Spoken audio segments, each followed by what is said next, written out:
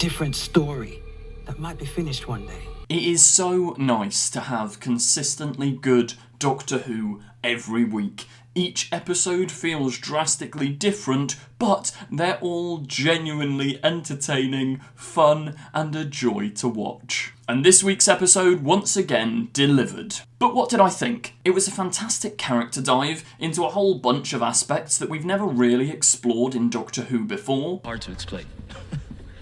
I see why writer Inua Ellams said this is almost like a spiritual successor to Dot and Bubble. I think the exploration of the Doctor's character was really cool. Also, for all the more fan-brained people out there, the Ruth Doctor, well, the Fugitive Doctor, I think that's her official title, the Fugitive Doctor showing up very briefly, but teasing the continuation of the Timeless Child arc was kind of wild. A different story that might be finished one day.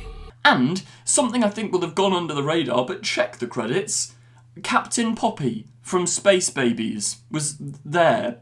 But why is Captain Poppy here? This is so random. But join me in this video today as I break down and review everything to do with Doctor Who Season 2, Episode 5, The Story and the Engine. Playing directly into all the fourth wall breaking speculation and theories, the start of the episode is effectively a character breaking the fourth wall and telling a story. We then get the title sequence shown on a screen, which, if that isn't like fourth wall breaking storytelling stuff, I don't know what is. I've got to say as well, the acting in this episode was top-notch from everyone involved. Often in a big ensemble episode of Doctor Who, look, I don't want to be mean, but sometimes there'll be one or two slightly ropey performances, whereas I think in this episode, everyone did such a solid job. Probably because the writer, Inua Ellams, I believe, had cast a couple of these people in his play, The Barbershop Chronicles, before, so this was almost like a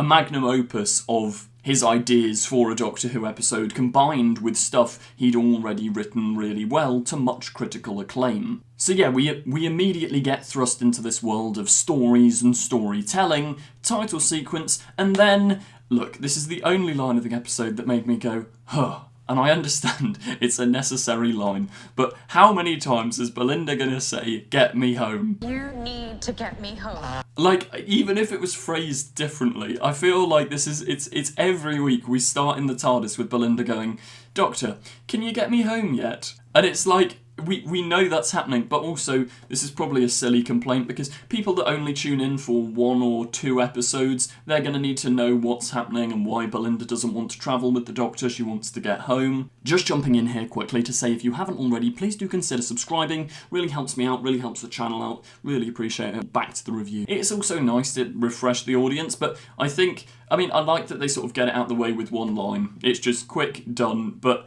yeah, I think it can't go on like this. They need to come up with more inventive ways of showing that Belinda wants to get home. I don't have an immediate suggestion, but I think every single week it's TARDIS control room, Belinda going, "Doctor, can you get me home yet?" I'm pretty sure last week her exact line was just, "You need to get me home." This week, the same line, "You need to get me home." And also, it throws up a bunch of questions as well, as if they can get as close as 2019, would Belinda just opt to maybe wait a couple of years? Could they do that easily, or was the Vindicator pulling them there? I think it was really nice, though, that the Doctor said he kind of wanted to go to Nigeria as well to fit in. And this is where the exploration of the Doctor changing race becomes a really interesting thing. And I thought the parallels between Belinda saying, I thought there was a really nice moment in that sequence as well where the Doctor and Belinda both shared the places and the countries that they felt and feel most comfortable in because of this sense of family and belonging. It's very nice to have Inua Ellams writing this episode. Like, it felt very fresh and very different. I think as well, you can definitely tell I might be wrong here, but I'm pretty sure he's more of like a playwright than necessarily a screenwriter. But I could almost, as this episode happened, I could imagine this on stage. Like, the Barbershop specifically would be... the Barbershop Chronicles, as I've already mentioned, is one of his very famous and well-respected works. I haven't personally seen it myself, but I could imagine... Do you know what I mean? This whole setup with the Barbershop on stage. Like, it felt like an episode that would very easily be translated into a stage play, and I mean that in, like, a good way. Even the little projection thingies that come up on the screen, like, I could imagine that in a stage play. Like, so when someone sits in the barber chair, tells their story, and their story gets projected onto the wall, I could very much imagine that in a stage play with, like, big projections on screens and stuff. I can't quite pinpoint exactly what I'm trying to say, but it was a very nice and fresh sort of voice to have for a Doctor Who episode, which I think is fantastic because I love Russell T Davies as much as the next Doctor Who fan, which these days is probably a controversial thing to say, but no, I do. I think Russell T Davies is a fantastic scriptwriter, but it's also brilliant to see new talent writing for Doctor Who and writing in a distinctly different voice. I've also got to say, I think this is probably one of my favourite 15th Doctor costumes. The top just screams Doctor, and I'll talk more about Ncuti's performance as the episode goes on, but he's just so good. Like, I haven't wanted to immediately raise him higher in my Doctor rankings after only like 4 episodes, especially because last week he was barely in the episode, but he's going up and up and up. When the week before this series began, I did a video ranking all of the Doctors from like my personal favourite to the Doctors that I prefer the least, because I don't think any of them are bad. There's never been a bad Doctor casting. I mean, debate amongst yourselves in the comments. But Ncuti has definitely climbed up higher on that list than I initially placed him. I don't know exactly what it is. Maybe it's stronger material, maybe it's feeling more comfortable within the character, but Ncuti as the Doctor now, he's up there with the best of the best. He is so good. He's got so much charisma. He hits every like emotional beat that you'd want him to hit, and as well, he's got the presence. One thing I love about the Doctor, like John Pertwee's Doctor has it in spades, Peter Capaldi's Doctor, David Tennant's Doctor has it in spades. When they walk into the room, they are the attention, or they have all the attention rather, and most Doctors do it in a different way. John Pertwee does it with sort of not military command, but in a way military command. David Tennant does it by being cool and sort of charming, but a bit nerdy. He wants people to know he's the smartest in the room, and often in episodes like Midnight, that's much to his detriment. And I think Ncuti comes in with the charisma, with the joy. He's so joyful, he's so full of energy.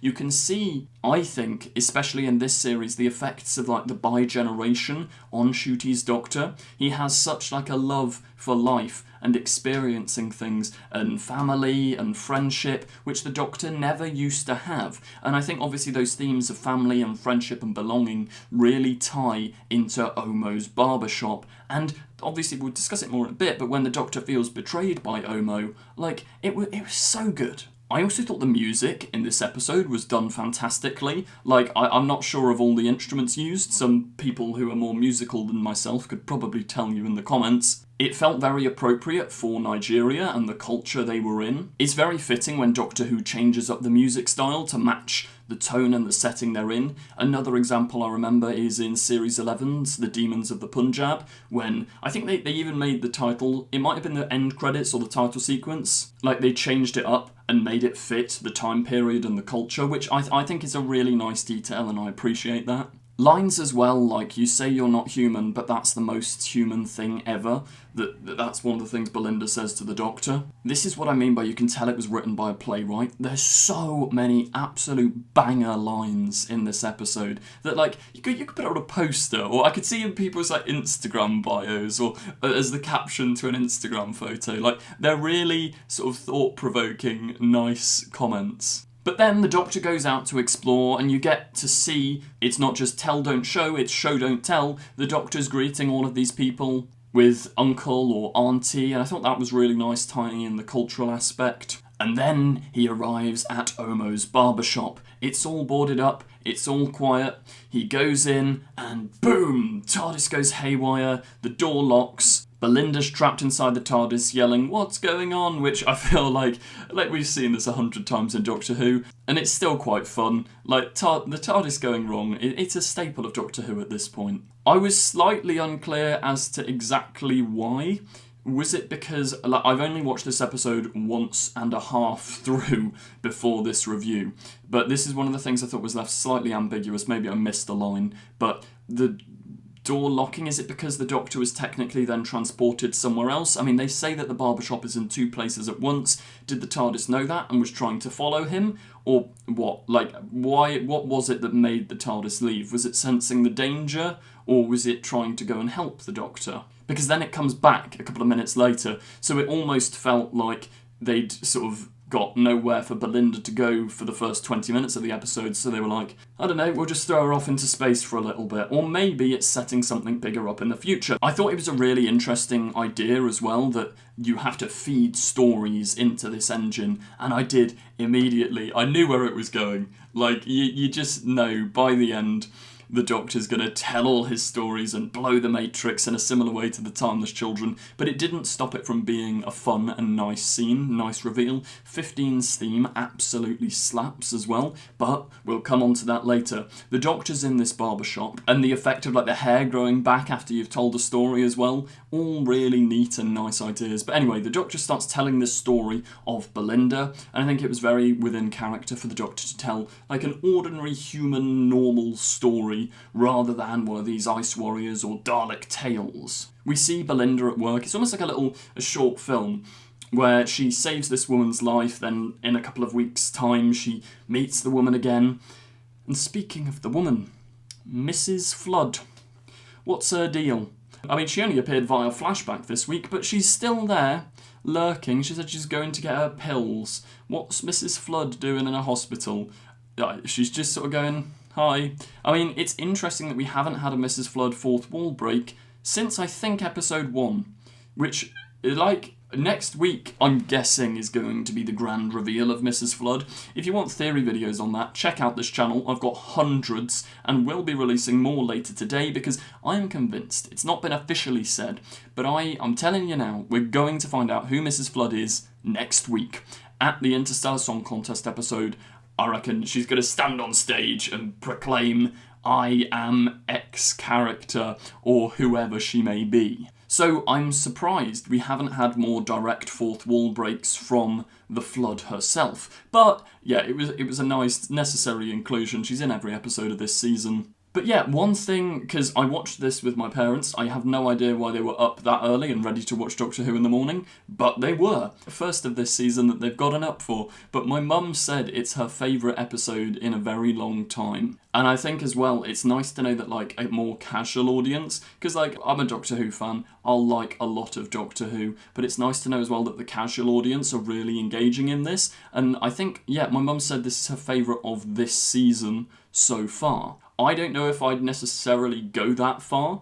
I think like some of the other episodes I have enjoyed more, but I thought it's just an interesting insight to give you midway through this unstructured mess of a review. It was also nice that with this Belinda flashback, like Inua is showing how much work goes into being a nurse and the dedication that it has, and I think as well it ties into the character of Belinda overall wanting to go home because she's seen death. She sees it at work every day. She knows how dangerous the universe is. She's used to treating people that have been injured or are ill, and she doesn't want to risk that for herself. She wants to go back home and help out. And I think, yeah, it's a really nice characterisation. I liked as well that the Doctor's story feeds this engine more. And I think I've already mentioned it, but the hair growing back effect is such like a fun idea. And I think it's a really neat concept and told in like a visually interesting way where people have to sit, tell their stories to feed this big engine. And all those theories about Anansi,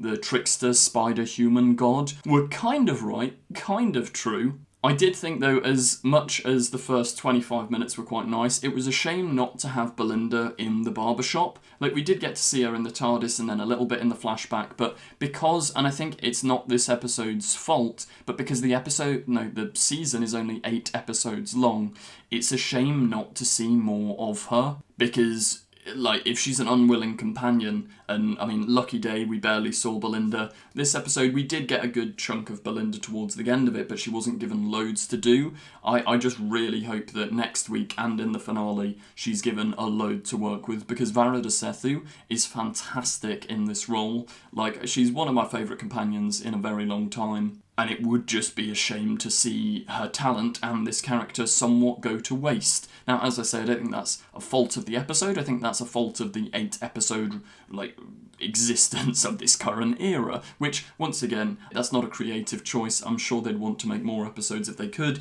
It's a financial TV industry decision. I did notice, though, when Belinda left the TARDIS to go to this barbershop, we actually got a cameo from Inua Ellams himself, the writer. He is the guy at that market stall when Belinda knocks something over, and I think he offers to help her, or maybe he tells her off, I can't quite remember, but I spotted him, I was like, there he is. And then you get the reveal, once the Doctor's told Belinda's story in the chair, that Omo, despite knowing the Doctor years ago, like there's a little prequel story you can read on the website if you want to do that, written by Inua Ellams as well, but Omo was betraying the Doctor because he thought he could save himself and the others by leaving the Doctor in the shop to power the engine, which I thought was a really nice twist. It wasn't a major, shocking, grand reveal, but you really felt for the 15th Doctor, and like this whole talk of like, I've had, like, this is my home, these are my people, this is where I feel accepted, and to have that almost ripped away from him, because you'll notice as well in the episode the 15th Doctor says our barbershop, rather than just Omo's barbershop, because it feels like this place of community, and to have that torn away from him, when the Doctor always has the most noble intentions, he was there, he wants to help, he'll do whatever he can, and Omo was in fact willing to backstab him to save himself and others, I thought was a really nice moment, and the Doctor saying like, I'm never going to talk to you again. It's once again taking a departure from the characterisation of 15 from season 1, where he's quite happy-go-lucky all the time, and I don't know if you'd have had a line like that, but in this season has been elevated so much more. I loved the bit as well where the Doctor opens the door, despite warning, it's such a Doctor thing to do. He opens the door to this barbershop and everyone almost flies out, he's grabbing on, the effects there looked so good, and it's lucky that it was the 15th Doctor in this situation, because I don't think any of the other Doctors would have the upper body strength to pull themselves back through the door with that wind blowing. Imagine David Tennant, he'd be whoosh, whoosh, out he goes. Matt Smith, whoosh, out he goes. Peter Capaldi, out he goes. Jodie Whittaker. To be fair, she did pull herself up on top of that crane, but probably out she goes. Then you have the reveal from the barber about his World Wide Web, which I thought that was a funny little joke. There were a lot of really nice little lines in here, which once again I think tie into this guy being mainly a playwright, because you can imagine like that being said in a theatre to a little chuckle from the audience. It just felt so fresh for Doctor Who. Like it was wonderful, and I hope Inua comes back to write another story in, hopefully, fingers crossed, if there's more seasons of the show. And obviously is where you have the line where I think the Doctor says you're a troll on the World Wide Web or something. It's funny. Then Belinda enters the shop. But before she enters the shop, this mysterious child points Belinda in the direction, going like, oh, go that way. Right. Initially, I was like, oh, okay, this is just a random kid, but they draw a lot of attention to it at the end of the episode. And then, if you check the credits, it's Captain Poppy from Space Babies. What? I mean, the Doctor says at the end of the episode, like, oh, stories were leaking out, but why is Captain Poppy there? Because also, she's like a toddler now, and in the credits she's called Poppy, but is it just a different character called Poppy? Initially, I thought, oh, is this going to be like the Timeless Child kind of thing? Because obviously, the fugitive Doctor pops up and has a line that's like, the story, my story, oh, it'll be expanded on one day, which is probably hinting at her coming back in the future, or maybe a spin-off, or maybe some sort of plan for that. But I'm intrigued, because there were leaks and rumours apparently about Captain Poppy appearing in this season, maybe in the finale, is what I was led to believe. So if Poppy's back for the finale, or could those leaks and rumours have been wrong, and they mistook the actress playing Poppy for being in this episode? Is it just like a fun little cameo? Like, let me know in the comments whether you think there's anything more to this, but space babies are now space toddlers. But then we have an absolute banger of a scene in which the barber starts revealing he's all of these gods. He's Loki, he's Anansi, he's every evil god of all stories and doom. And I thought the performance was really nice, but the score didn't quite match it, and I was a bit like, oh, what's going on? And then the Doctor and Belinda just burst into fits of laughter, which I thought was really funny, because obviously those two have faced actual gods. They've faced Lux, they've faced all of these, and this guy's kind of pirating all of these other gods' stories. He's lying about all of their achievements or evil deeds and claiming them to be his own. Inua has actually talked about how the sort of moral and message of this tale is to not steal other people's work and to have your own creative voice rather than just stealing from people. And I think this is probably where it really ties in. And I love the line from 15 as well, where he's saying, actually, I met Anansi, I met this god, I met that god, and he says something about, was it he watched like the Marvel films with Loki or something and he got bored by Endgame? Like, that's such a Doctor line, and it's such a 15th Doctor line as well. Like, I am really growing to love the 15th Doctor. He's just, Ncuti is electric. But then, this is a part of the episode I did get slightly confused on, and I will need to rewatch, because even after I rewatched this segment, and I still don't fully understand, maybe I'm just thick, but I thought it was quite wordy and quite expository, and I didn't quite get who the barber is, or how he can create this sort of mechanical spider thing, how he creates this web. He says he serves the gods. Is that in a more sort of theoretical way of like he believed in gods, so he served, or did he literally act as like a servant? Maybe I missed something there, but I thought his backstory was a little bit confusing in that moment. He talks about building this big nexus, and I actually have written in my notes here, nice to mention Anansi, shame it's not Anansi, and the second I wrote that is when the daughter of Anansi was revealed as a character. This bit was so cool when she says, I'm here because of you. Like, I haven't mentioned it in this review, but it's set up earlier on when she looks at the Doctor in this really sort of scornful, hating way, or like she almost wants a vengeance through it, and the Doctor vaguely recognises her. He doesn't know where he's seen her, but he in his head he's like, I know you from somewhere, and I loved. It was such a nice little moment to have a flashback, effectively, to the fugitive Doctor's face. I think it's a shame Jo Martin, I mean, I understand it for the story, but it's a shame Jo Martin was only briefly in this episode.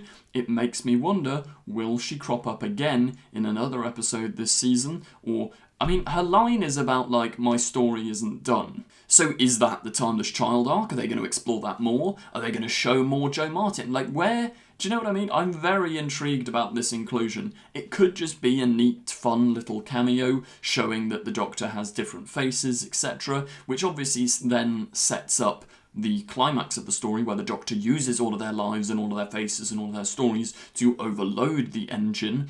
But yeah, actually getting Jo Martin on set, really cool. I also thought this is another Playwright banger of a line, but I can't remember the exact line, but the idea that humans are tied to the gods, and gods are sort of tied to the humans. Without the humans believing in them, the gods don't really exist and can't function, and without gods, humans don't have their stories and all these things to tell. I love as well Belinda's line of hurt people, hurt people. Like, that's such a nice little memorable phrase, and once again, it is this poetic dialogue, poetic language, probably because Inu was a playwright. I liked as well that it was Belinda who was saying this to, like, the daughter of a god. They acknowledge it at the end of the episode in a slightly clunky way, where she says, you, a mortal, has shown me this story. Like, I thought that was quite neat. There was also the line, the difference between good and evil is what you do with that pain. I think that was roughly the line. It's really good stuff. And then we get the daughter of Anansi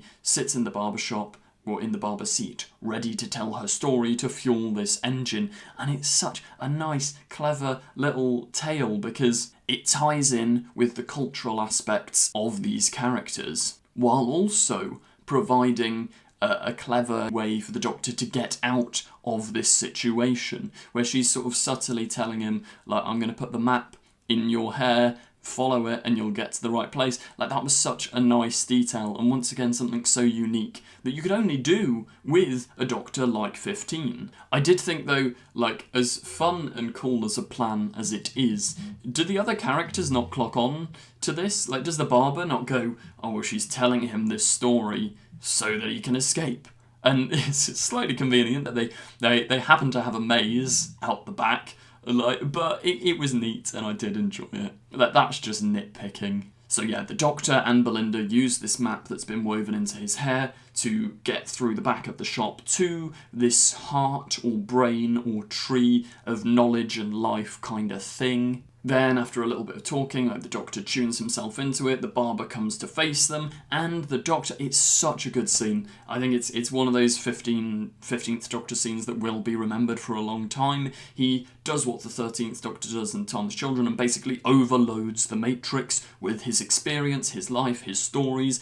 I love the idea, like, of showing the importance of stories and the importance of life, and who has more life, more stories. I think they even say it's like an infinite, the never-ending story, effectively, of the Doctor. He's lived so many lives, he's had so many adventures. All of that is enough to blow open this engine. And it was lovely to see all the different Doctors crop up. I mean, if they had Jo Martin on set, I don't know exactly how, but I feel like it would have been lovely to include her more here. Maybe on one of the screens we could have seen an adventure that we've never seen of the fugitive Doctor. Like, that could have been quite cool. I've written in my notes as well, there's a quote from someone that says, "You protect life." I can't actually remember who that's to, but when I watched it, I liked that line. I liked as well that the Doctor, so he sends all of the people out the barbershop, like, go Belinda, escape, but he stays back to try and save the barber. This sense of community and understanding, and just the Doctor's character in general, even if people have wronged him or fought against him, he will try and save everyone. And yeah, brilliant characterisation. Then the guy talks about all he wanted was credit for his work, and he spent his life serving the gods, which this is the serving the gods part is the bit I get slightly confused on. Like, I don't quite know what was going on there. But then it ties in quite nicely. I do think the ending here wrapped up almost a little quick, and maybe this is where it being written similar to a play doesn't quite translate to TV, but each character had, like, once they'd left the barbershop, quite a quick line saying, like, "This is my need and want. I'm going to get it." Like, a character literally says, like, "I'm going back to my mum and brother."